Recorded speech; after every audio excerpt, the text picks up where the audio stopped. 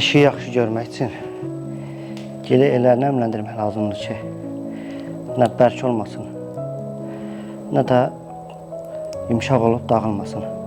Nəmləndirmək üçün xüsusi bir formula yoxdur. Əlinlə hiss eləsən ki, gil sənə tabidir, demək ki, sən onu yaxşı nəmləndirmirsən. Hələ qədim zamanlarda insanlar duluzçuluq edirlərdi.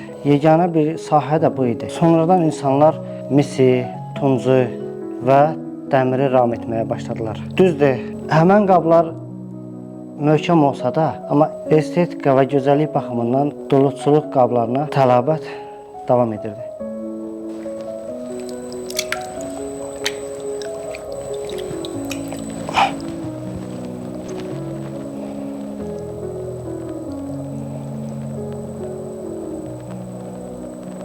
Jugut üslubu ilə qabların və yaxud da əşyaların hazırlanması mərhələ şəkildə bir neçə günə aparılsa da, duluz çarxında bu iş bir neçə dəqiqədən maksimum bir saata qədər bitməsi lazımdır.